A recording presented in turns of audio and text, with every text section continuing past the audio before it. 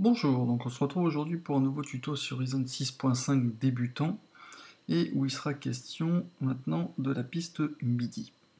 Alors elle est différente de l'audio car elle n'enregistre pas de son.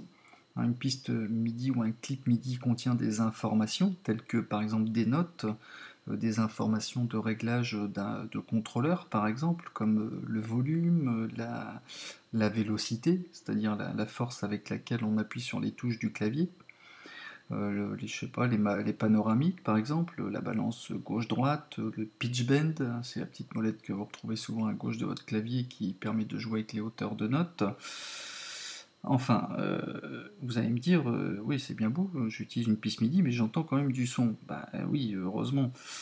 C'est simplement que le MIDI, lui, il gère toutes les informations, on va dire, de notes, de contrôle, et au final, en fait, tout ça est regroupé et renvoyé vers une sortie audio dans le mixeur qui permet de faire sortir le son.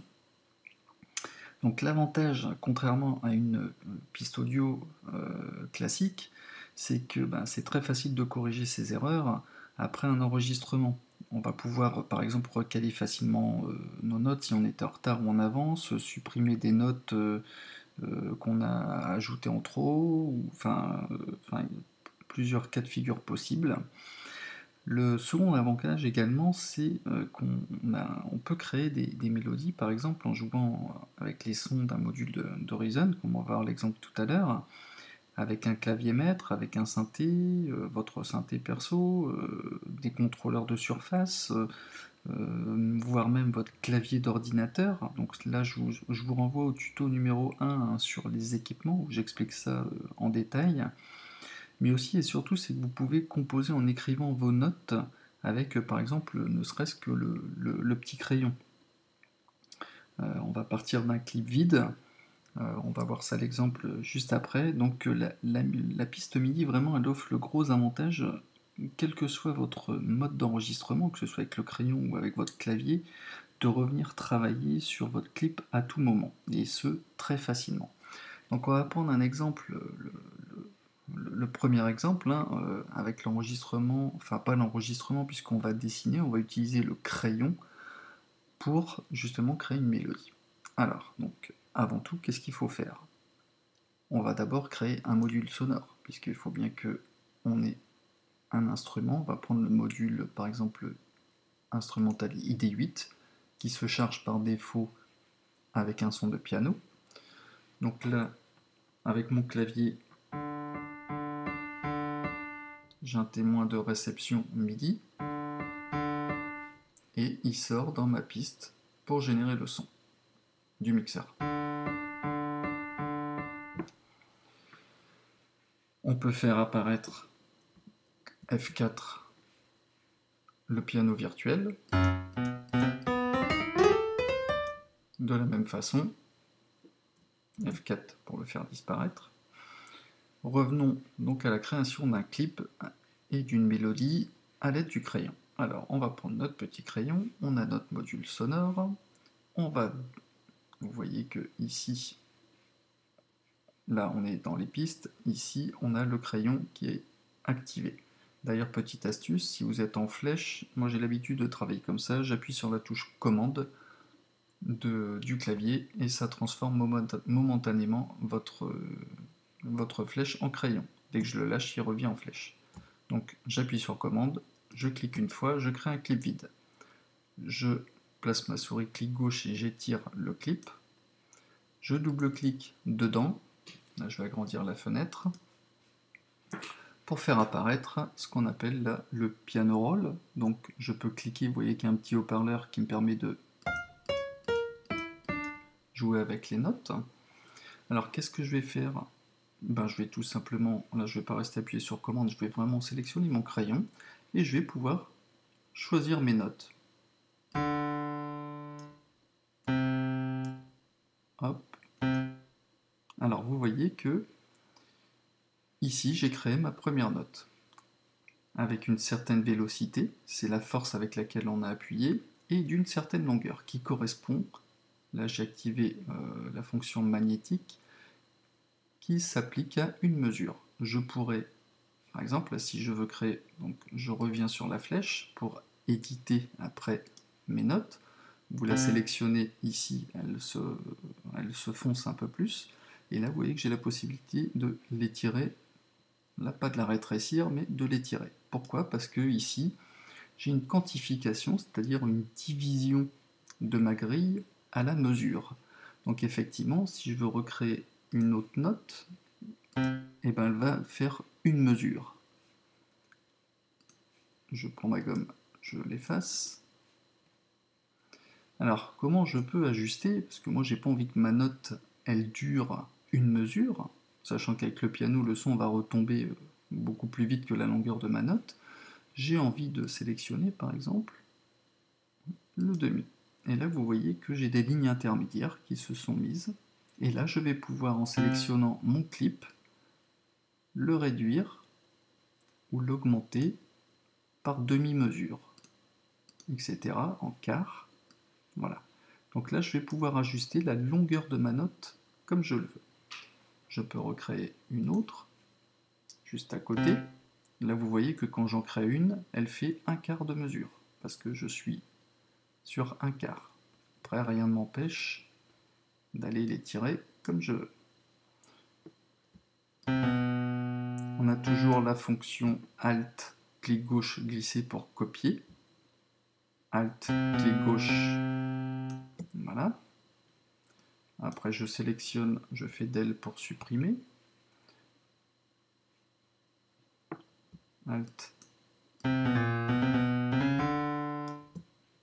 Je fais une note au-dessus, je lis.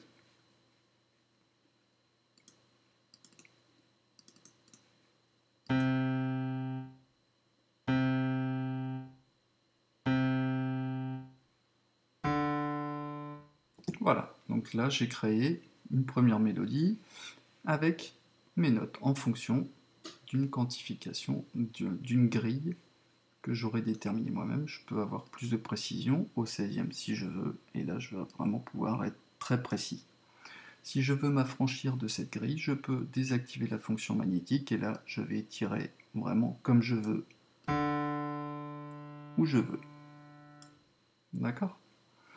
Voilà, donc là c'est comment on peut créer donc une première mélodie. Si vous avez des idées, voilà, j'ai cette note, hop, ou avec mon petit crayon.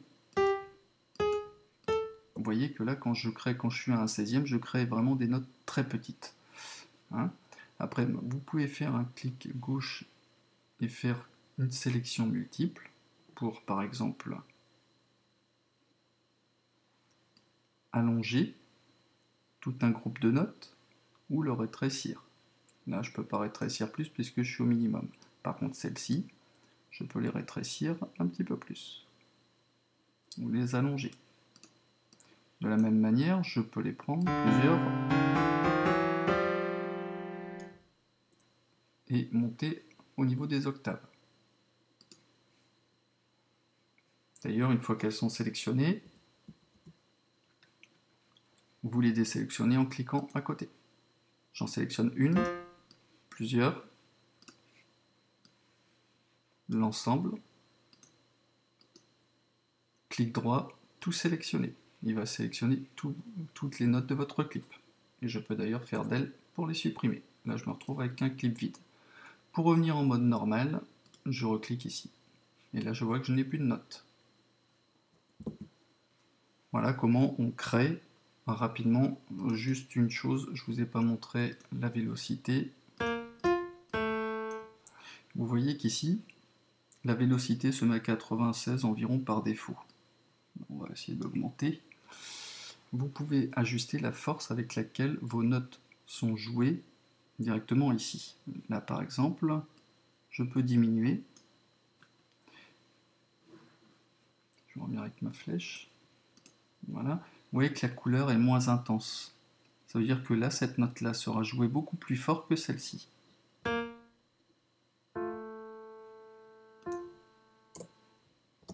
Je vais rapprocher un peu plus.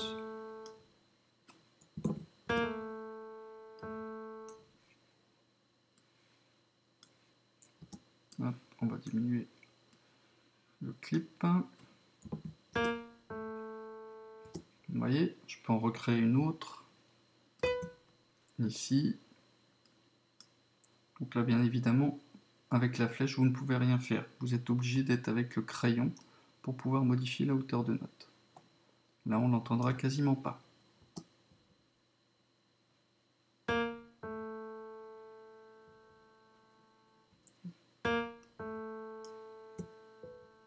Vous voyez? Donc on peut jouer avec la vélocité et après avec d'autres contrôleurs. C'est pas le but du tuto pour l'instant, mais c'est de vous montrer que déjà en manuel, vous pouvez commencer à dessiner quelques notes pour commencer à faire votre mélodie. Alors ça, c'est la façon au crayon. Maintenant, hop, on va revenir à notre mode normal. Qu'est-ce qu'on peut faire maintenant? On peut enregistrer également avec votre clavier.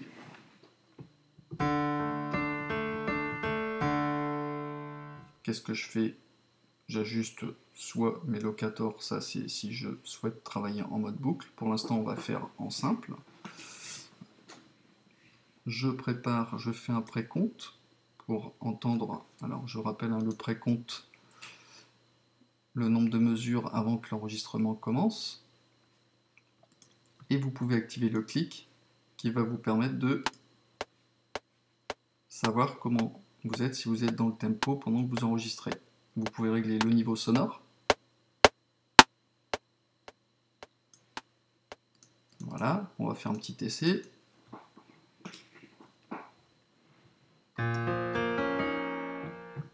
C'est parti.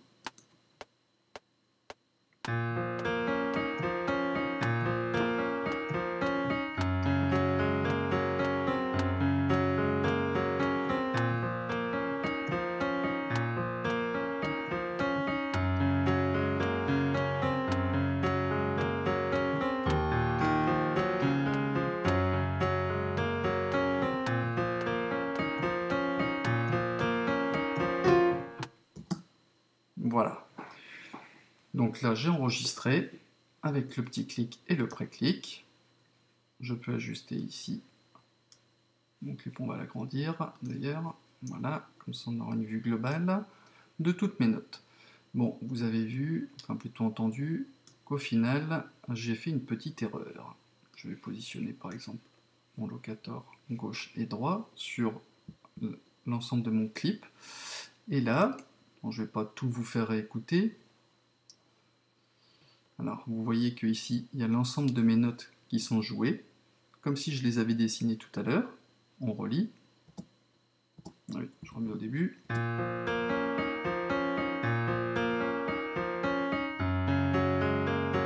Voilà, donc etc., etc. Sauf que ici, à la fin, j'ai fait une petite erreur. On va diminuer la vue. Là, il y a une petite chose qui ne va pas. Alors, je sais qu'il y a ces notes-là qui ne sont pas bonnes. Je les supprime. Et voilà. J'ai corrigé en 2 secondes mon erreur. Pareil, si toutefois j'avais une note qui était un peu trop décalée, un peu trop en avance ou en retard, je la prends, je l'allonge pour qu'elle dure un peu plus longtemps, je la décale à gauche ou à droite pour qu'elle arrive plus vite ou après. Voilà, ça c'est un bon compromis qui vous permet de rectifier sans tout recommencer depuis le début votre composition. Une fois qu'elle est terminée, hop, vous cliquez sur votre clip et vous ajustez ce qui va et ce qui ne va pas. Donc ça, c'est le mode d'enregistrement simple. Vous avez ensuite le mode d'enregistrement par rapport à une boucle, en mode loop. Alors, quel intérêt? On revient ici pour montrer le module. Je dirais qu'il y a 3 possibilités d'enregistrement en boucle. Soit le classique, vous l'enregistrez, une fois qu'il arrive à la fin du R, il va revenir au L. C'est-à-dire on va continuer à jouer nos notes, mais les précédentes vont être écrasées par les nouvelles. Exemple. C'est parti.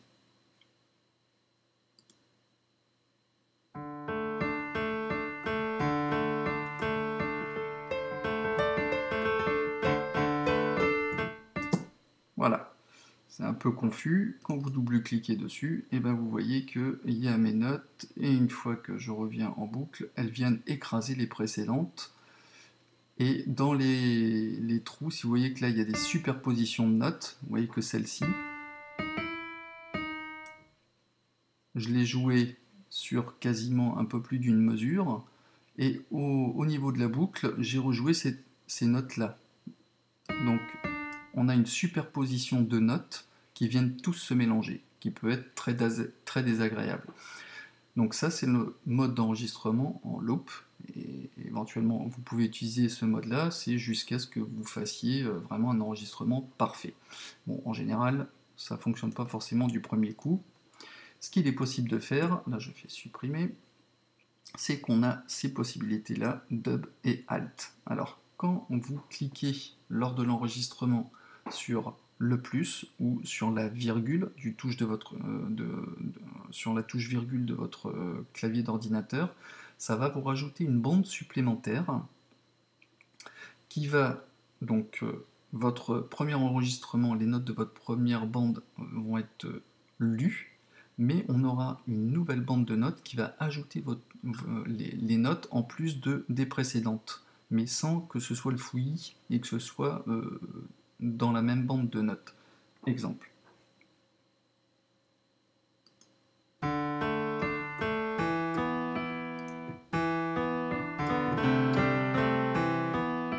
Voilà.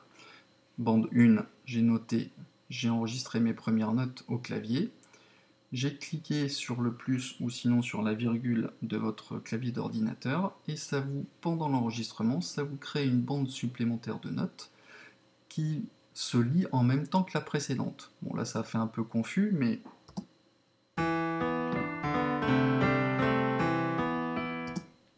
voilà, ça c'est l'enregistrement en mode dub.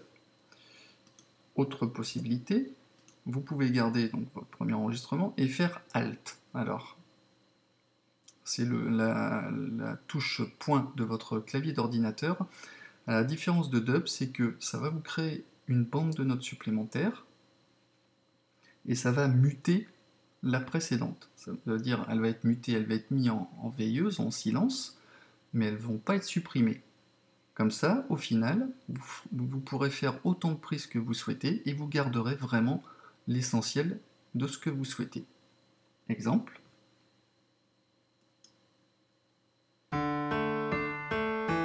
Je vais supprimer celle-ci puisque celle-ci elle était en mode dub. Donc là, j'ai ma piste normale et je vais créer une Alt. D'ailleurs, vous voyez que déjà, à peine je clique sur Alt, elle est grisée. Ça veut dire je la mets de côté, mais si je fais lecture, elle n'est pas lue. D'accord? Je fais CTRL Z. Pendant l'enregistrement, je peux le faire également.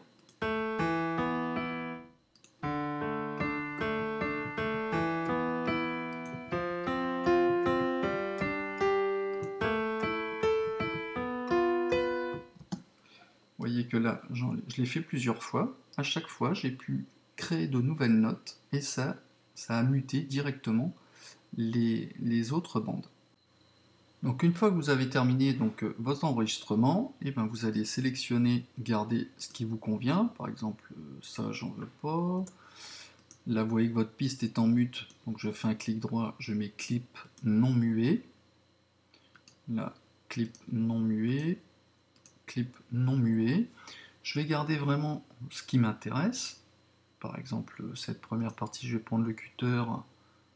Hop, je vais découper ici. Alors, on peut faire affiner un autre grille. Vous pouvez la zoomer d'ailleurs ici. Voilà, je vais couper par exemple cette partie-là avec cette partie-là. Enfin, je fais n'importe quoi, hein, j'ai pas essayé. Cette partie-là, par exemple. Voilà.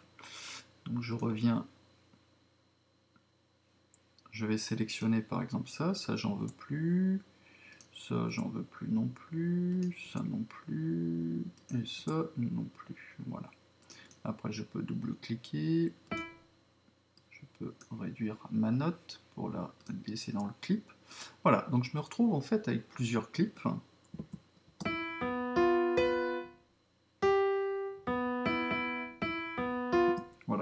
ça ressemble à rien, mais c'est juste pour vous montrer l'exemple. Qu'est-ce qu'on peut faire après?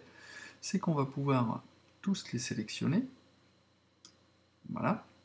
Ou sinon vous en sélectionnez un, vous faites clic droit et tout sélectionner. Et vous allez pouvoir les fusionner, c'est-à-dire faire une commande R, et vous allez fusionner toutes les bandes sur une seule.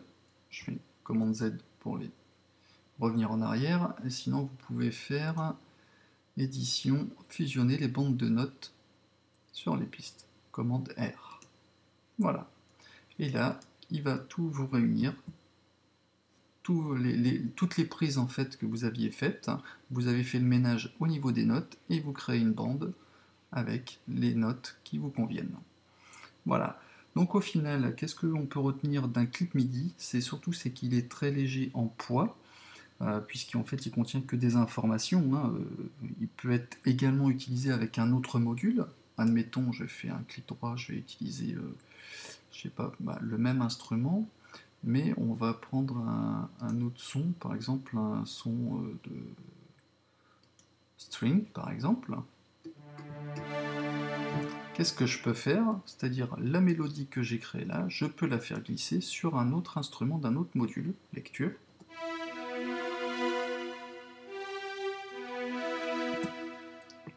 Je peux également, avec Alt, glisser, jouer la même mélodie sur les deux modules.